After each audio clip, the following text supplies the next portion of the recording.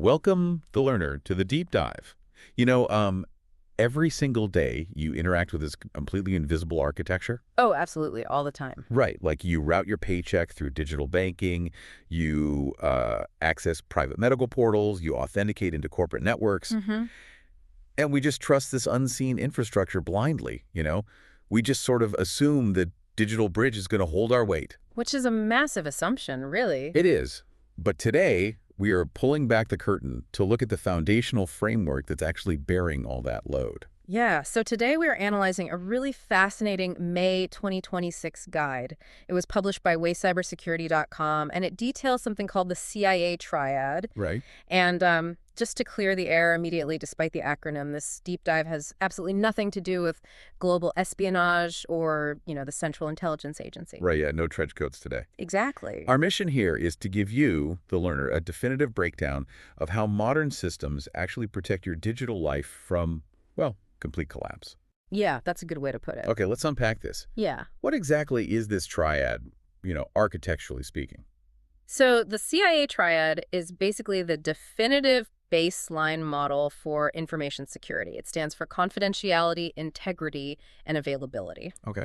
And like every enterprise security strategy, every network policy, all the compliance frameworks deployed by governments or big cloud providers, they're all reverse engineered from these three core principles. Wow, okay. So it's foundational. Completely foundational. The triad basically provides the metric to answer three really fundamental questions about any system architecture. Which are? First, who is technically permitted to view the data? Second, can the underlying data be, mathematically or cryptographically trusted? What? And third, can authorized users actually access the infrastructure when the business needs it to? That makes a lot of sense. And the source material is very clear that these aren't just isolated best practices. No, not at all. They are structural pillars. Like if an adversary compromises even one of these pillars, the entire system structurally fails. Yeah, the whole thing comes down. And that leads to massive data exfiltration, Yeah. crippling regulatory fines, or just total operational paralysis. Exactly. So we're going to isolate these three pillars. Let's start with the C for confidentiality, which is fundamentally about keeping the secret, right? Right. So confidentiality protocols ensure that sensitive payloads, and that could be PII, proprietary source code, or financial ledgers, they have to remain strictly inaccessible to unauthorized entities. Okay. And we accomplish this through a layered defense model. Yep. The guide actually highlights several vectors where this fails, though. Like what? What are the common ways it breaks down? Well, you have advanced persistent threats using credential harvesting, phishing, things like that. But you also have systemic architectural failure. Oh, like human error in the setup. Yeah. Yes. The text specifically calls out misconfigured cloud storage environments. I mean, we see millions of sensitive records exposed annually simply because, like, an S3 bucket or a cloud storage blob was provisioned with public read access. Wait, really? Just left wide open? Yeah, often just by a faulty automated deployment script. That is wild. The transition away from traditional perimeter defense really changes how we handle confidentiality now. Oh, definitely. Organizations are relying so heavily on zero trust architecture and RBAC role-based access control. So instead of just, building a firewall and assuming everyone inside the network is totally safe, you verify every single request. You basically assume the network is already hostile. That's the core of zero trust, yeah. And when we look at how data is protected at rest, particularly with encryption, it kind of reminds me of like writing a highly sensitive diary entirely in a complex proprietary secret language. I love that analogy. Right, because even if a threat actor circumvents the access controls and physically steals the book or the hard drive, in this case the container is compromised, but the secret itself remains totally opaque. They can't read it without the decryption key. Exactly. So I have to ask, though, is confidentiality the pillar people generally care about the most, since data breaches make the biggest headlines? Well, what's fascinating here is that the modern approach to confidentiality actually assumes the breach is inevitable. Really? Yeah. The architecture is literally designed around the premise that the vault is going to be cracked eventually. Oh, wow. So taking your cipher analogy further, the source guide outlines how enterprise environments handle authentication secrets, like passwords. Okay. They do not store passwords in plaintext databases. They don't even use reversibly encrypted formats. They use cryptographic hashing algorithms. Okay, so the attacker breaches the database, exfiltrates all the tables, and basically walks away with the useless data set. Precisely. Because a hash is a one-way mathematical function. When you log in, the system hashes the password you typed and compares it to the stored hash. The raw password is never kept on file. Ah, I see. So when an adversary dumps that database, they just possess gigabytes of scrambled alphanumeric strings. Just junk data to them. Yeah.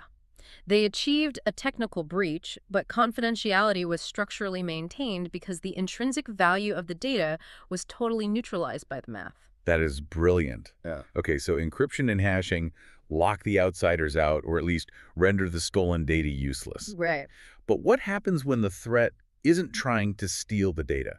What if the adversary, or even an authorized insider, is actively altering the data within the environment? And that brings us to a completely different type of crisis. Right, which is the I in the triad integrity. Yes. Integrity mechanisms verify that data remains entirely accurate, consistent, and unaltered over its entire life cycle. Okay. So if confidentiality is the cryptographic lock on the door, integrity is the assurance that the contents of the room haven't been subtly rearranged while you're looking away. The implications of an integrity failure seem like they're often far more insidious than a confidentiality breach. Oh, they definitely can be. Because, if an adversary reads a database, you lose a secret. But if an adversary silently alters a database, you lose your operational reality. Exactly. You can't trust your own systems. And the guide provides some pretty stark examples of this, like an attacker manipulating the back-end ledger of a financial institution to alter account balances, or a threat actor pivoting into a healthcare network to modify patient prescriptions, like just shifting a medication dosage by a single decimal point. Which could be fatal. Exactly. Or manipulating a quarterly earnings report right before it goes public to manipulate market trading. Yeah, and defending against those manipulations requires really rigorous architectural controls. Like what kind of controls? Well, the text mentions mechanisms like strict version control environments, immutable audit logging so you can track every single state change by an authenticated user, and cryptographic signing. Okay, that makes sense. Because adversaries will deploy complex malware or execute SQL injections to quietly rewrite database rows, or they'll use man-in-the-middle tactics to alter payloads while they're actively traversing the network layer. Okay, so actually, I want to push back on one of the threat vectors the text includes in this section, because the categorization seems a bit counterintuitive to me. Which one? The source lists supply chain attacks under integrity. Right. Wait, wouldn't a compromised software update just be a confidentiality issue since hackers are breaking in? They're breaching the vendor's secure infrastructure to inject malicious code.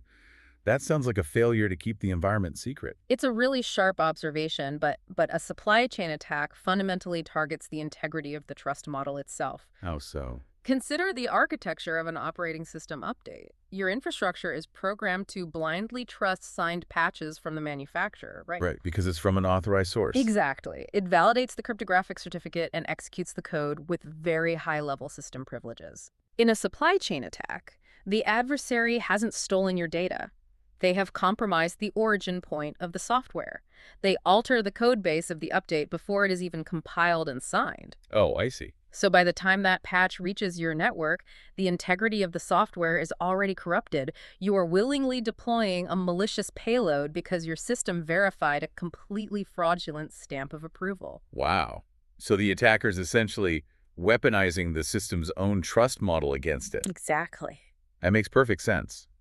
The system believes the data is pristine when it has actually been poisoned. Yes, poisoned is the perfect word for it. And this ties directly into how the source text describes checksums, right?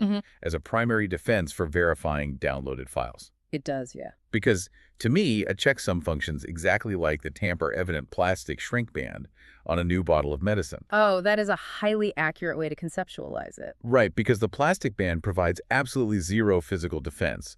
Like, it doesn't stop a malicious actor from unscrewing the cap and contaminating the pills. No, anyone can just break it. Exactly.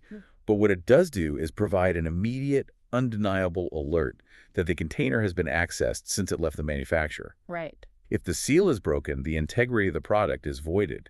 So in the digital realm, the checksum acts as that tamper-evident seal. Yeah.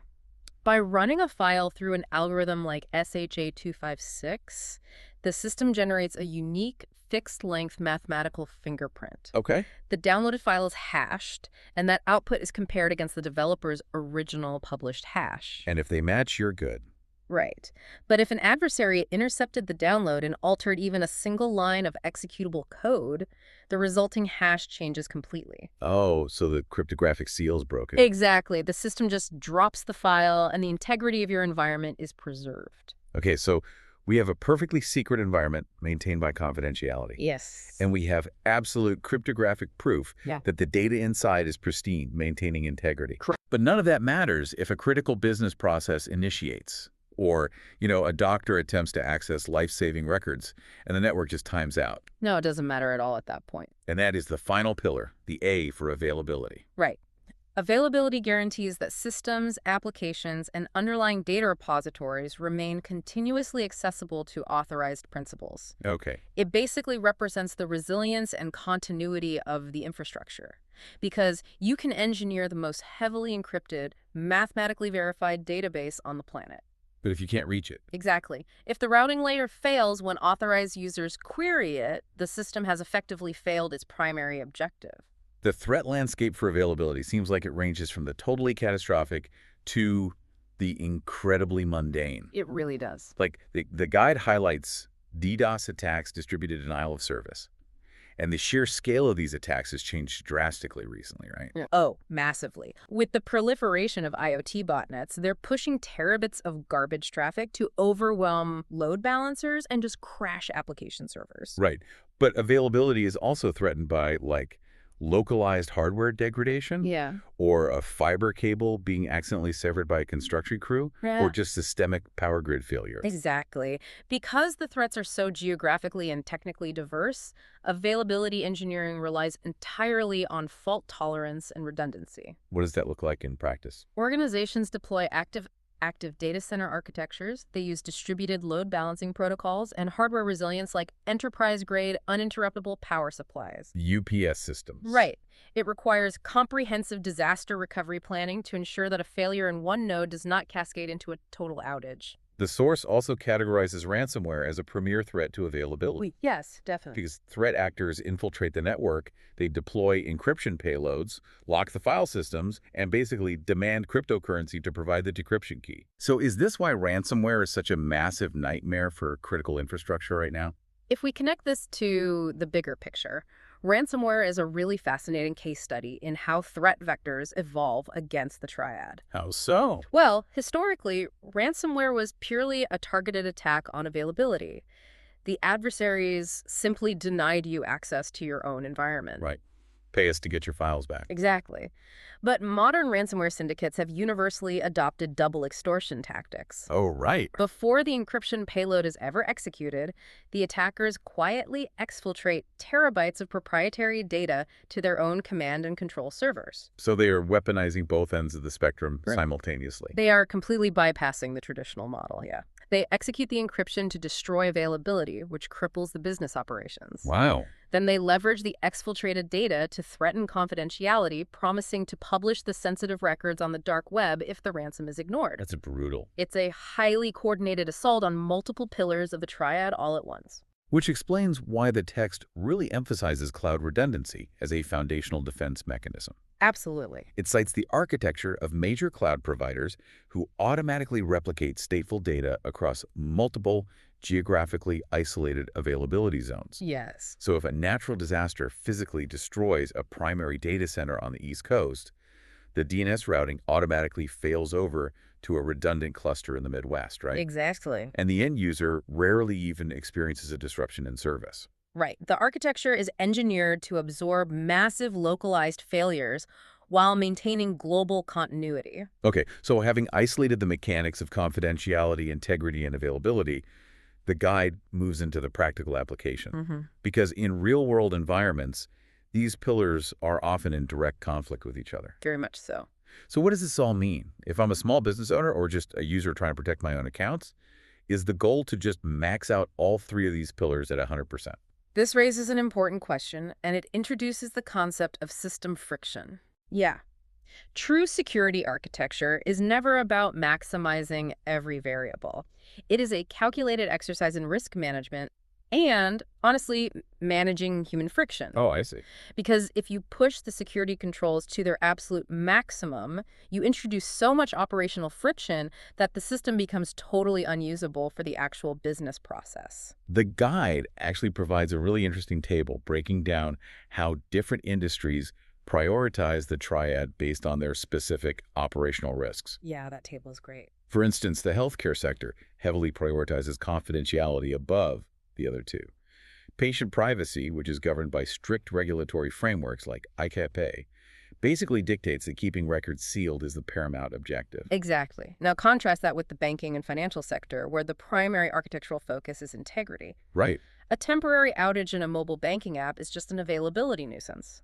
And a leaked transaction log is a confidentiality breach. Yeah. But an integrity failure, like a flipped bit, that alters a wire transfer from $50,000 to $5 million, that can trigger catastrophic liquidity cascade. Oh, wow, yeah, that would be a disaster. So, financial databases utilize strict locking mechanisms to guarantee that every single transaction is flawlessly accurate. They prioritize integrity over speed.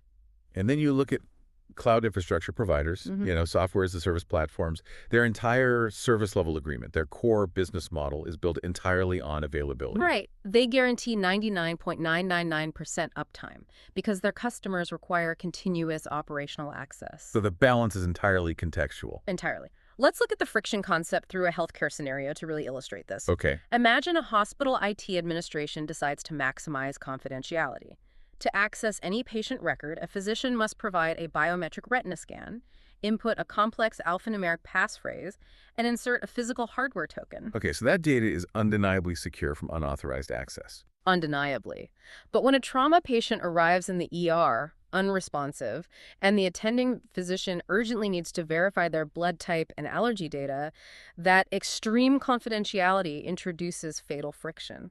Oh, because if the authentication process takes 3 minutes, the patient might suffer irreversible harm. Exactly.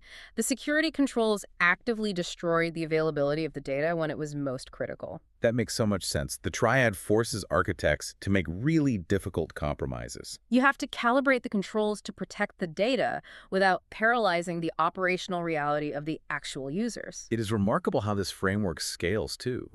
The guide points out that the CIA Triad is the foundational doctrine for almost every major professional certification in the industry. Oh, absolutely. Security plus CISSP, certified ethical hacker? Right. Whether an engineer is configuring firewall access control lists, designing a Kubernetes cluster, or conducting penetration testing, they are constantly evaluating their posture against these 3 pillars. They are. But the threat landscape outlined in the text is shifting rapidly, specifically regarding 2 major variables. That's the first one. The first variable is the persistence of human error.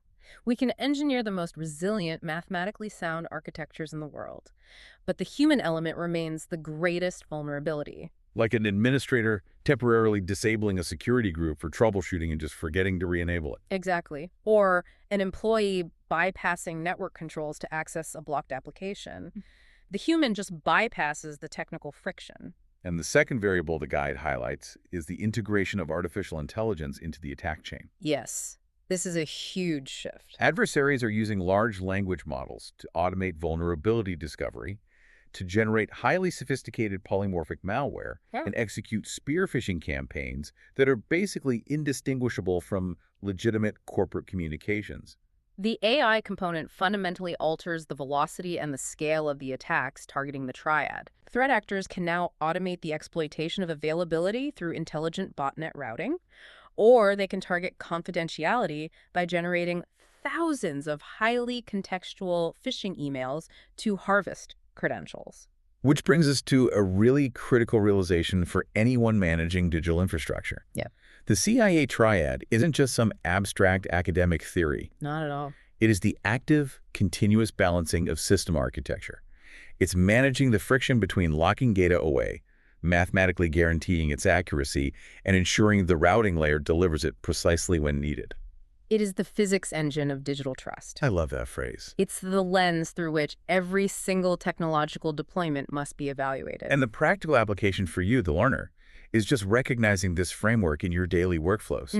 When an application forces you to authenticate through a secondary device, it is enforcing the confidentiality pillar. When an operating system halts a background installation due to a mismatched certificate, it is preserving system integrity.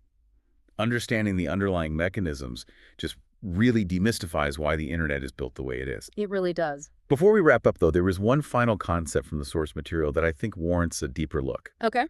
The text briefly mentioned AI-driven deepfake impersonations as an emerging threat vector. Yes, and that introduces a really profound architectural dilemma. How so? Well, for decades, the Triad has been focused on verifying the state of the data and the state of the system, right? We use MFA and biometrics to verify that the credentials match the authorized user. Right.